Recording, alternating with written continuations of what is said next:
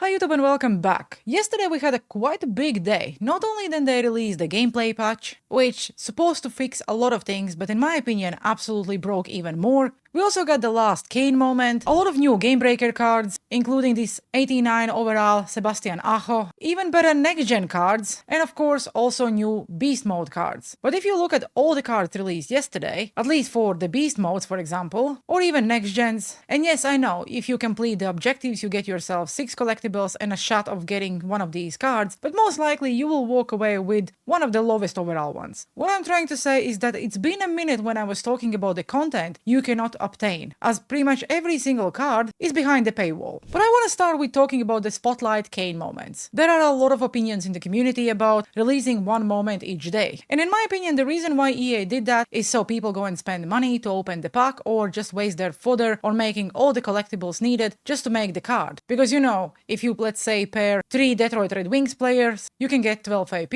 and stuff like that. But if we actually look at the moments, the first one was super easy. You had to get 2 assists with Patrick Kane on semi-pro, you get 2 collectibles. The second one was on pro, where you had to score only 1 goal, so again, even if it's pro difficulty, it was still doable. The next one was on All-Star, where you had to score another goal, that's 2 collectibles. This one may take some time for a lot of people if you're not really good at the game, but it was still easy because it was just 1 goal. The next one on semi-pro, where you have to get 3 points with Patrick Kane, again, not difficult. The next one on All-Star, where you had to score 1 goal with Patrick Kane and you are down by 1 goal, so again, you technically could score 2 goals with any player and then go for an empty netter, and I think that's exactly what I did. Then the next one, where you have to get 2 assists with Patrick Kane on pro difficulty, again, in my opinion, was not difficult. Then the one on Superstar, where you had to score 1 goal. This one took me a little while because I'm not really good at the game, but I still get it done. Then 3 points with Patrick Kane. I think this one took me around 20 minutes until I get it done because it was on All-Star difficulty. And the last one is on All-Star difficulty, where you have to get 5 points. I personally didn't did it. Like, I probably could, because I know then the easiest way of actually doing this would be just get 3 points, then pull your goalie, allow the opponent also to score goals, and then wait until they pull the goalkeeper, and then just go for the empty net goals. I decided because it gives me 3 collectibles, I don't think it's worth my time, so I just went and spent my fodder to make Patrick Kane. And yes, I did pick the New York Rangers one because I'm a Rangers fan. I don't think he's the best card, also I don't think he's the worst one. I just want to make sure that I'm picking the player representing my favorite team. But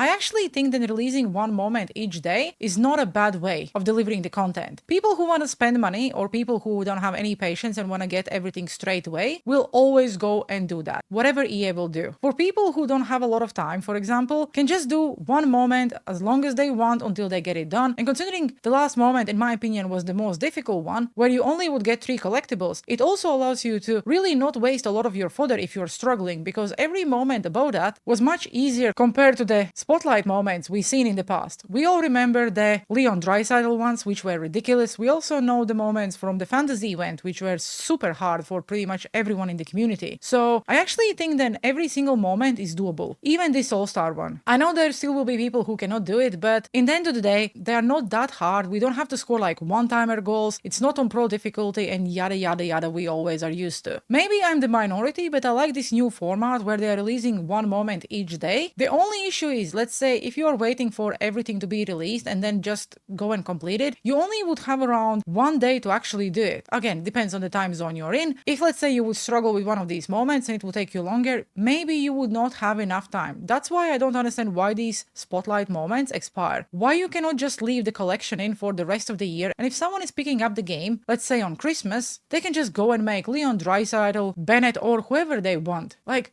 how would that change the game? Like, I just don't get it. But yeah, I actually like this new format. Also, EA did something really weird yesterday where if you look at the PWHL fantasy cards, we know then for Montreal we have Dark Angelo. But for a little while yesterday, they actually replaced her card with Laura Stacey. I have no idea why they did that, but now she is gone. She no longer have the fantasy card, and yeah, maybe she was supposed to get the fantasy card, considering she got a fantasy card last year and really didn't score anything. But then yes, I don't know. EA is just messing up the game every single day and I cannot keep up with all these things. But I would prefer Laura Stacy probably more over the fantasy card they actually released, but it is what it is. Also, I want to mention the gameplay patch yesterday. One of the biggest things I was looking forward was that they are fixing the icon passing. Whatever the hell they did, the icon passing is now so broken. It just feels like the passing is so slow. I played 2 games after the patch and I can tell you I absolutely hate it. Also, the game for whatever reason feels more sluggish and it feels like I'm skating in the mud. My ping is exactly the same as it was 24 hours ago, 48 hours ago. I don't know. Just let me know down in the comment sections below. How are you experiencing the gameplay after the patch? Do you like it? Do you think they improve anything? Because for me, it feels way worse than it was before. Maybe I just need to adjust. Maybe it's me, you know, I am the problem as always. But I definitely don't like the feeling how the gameplay feels now after whatever they did. With the patch, they also released something else. And with that, I mean new jerseys. But what on earth are these packs? I barely ever cover packs as part of my content because I just don't really want to show them. I don't want to recommend anyone opening them. But let's say you are a Chicago Blackhawks fan. To get the new Chicago Blackhawks jersey bundle, where you would get the jersey and also 380 plus overall players from Chicago Blackhawks, you would need to spend 187,500 coins for a jersey. And that jersey is even untradeable. Like, I think these are like desperate times for EA. Are we really asking people to spend 2,500 hot points if they spend real money for a jersey in the game? Or let's say December jersey bundle contains new jerseys for some of the IIHL teams and they're all untradeable and you have to spend 75,000 coins. What on earth is this content? Why are we asking so much for a jersey? Those jerseys should be a free choice pack or something like that. I know a lot of people, including myself, make a lot of coins on consumables every single year, but even this is like ridiculous for me. I never will really shame anyone who spends money because I have a second account where I spend money. I don't really care how people spend their money as well. But if anyone is buying this pack, why? I just want to really understand why would you spend money or even real coins on a jersey, even if you're a fan of the team. Like, this does not make any sense to me. So yes, EA, this is a huge disappointment because you're asking us to spend quite a lot of coins or real money for a jersey if, let's say, we want that exclusive cool jersey for our favorite team. Also, where the hell are Rangers jersey, EA? Not like I would spend coins or money, but at least it would be nice to see it's there. Another thing, when I saw the content, let's say the game breakers, I was hoping we will see new game breaker lineup combinations. And same thing about the beast mode players. I know they are releasing the players who do fit the lineup combinations, of course, because let's say if you get this Brock Faber, you're probably golden, and I know you cannot really make him, so the only way of you actually getting him would be to go and buy in the auction house. The midweek content and no new lineup combinations. We still have the same combo Nexus lineup combinations we had from the Friday, and yes, I was expecting to see a little bit more, and that just basically leaves me thinking that EA is definitely not releasing as many lineup combinations as they were in Season 1. At some point, they definitely will need to start doing it because +1 or +2 overall boosts will not really engage a lot with the community. I know they are releasing great cards, again, the MSPs are awesome from current event like Dylan Larkin, Adrian Kempe and stuff like that, but if they want to get that excitement back up like it was in the Season 1 when everyone was talking about these new sick lineup combinations, then they definitely need to release something higher than +2. And yeah, I really hope that at some point we will see that. But the only good thing about not releasing the lineup combinations is that auction house is at its lowest it ever been, at least I think this year. Because no one is really making any cards, there is nothing to chase. You can get the 85s or 86 for less than 24,000 coins. It's the lowest it ever was. Let's say I have coins and I want to start saving for Team of the Year or even maybe World Juniors. We probably will need to trade in the 86 overall cards. I can just go and start investing because at the point they will start releasing some sick cards where you will need these sort of overalls, these cards will go up in the price, I can guarantee you. There is no better time to start investing into players or just into the fodder if you don't have any interest of making anyone and all you want to do is just build up your coin balance for any events you're interested. For example, you're looking forward to the World Junior event. If you have any coins, go and buy the fodder now because it will definitely go up. If you have no interest, let's say in Team of the Year, that's also when the cards will go up because there are all the psychos out there who will go and still make the Team of the Year cards, whatever they say about the game. But the fact that we can get the 86 for less than 24k, it's like, wow. Like, I don't remember ever seeing auction house being so low. There's also really not a lot of use for the 84s, so maybe just go and buy a few of the 84s. They will release some sets. At the moment, we need the 81s for the events, so I'm expecting to see the 82s, 83s, 84s at some point as well. And I know, as the game progresses, the prices are also going down for these cards. cards, but if let's say they release some sick cards where you need 84s, you probably would be golden. The only good thing is that we probably will see Star of the Month today, and maybe Nathan McKinnon is getting a card because obviously he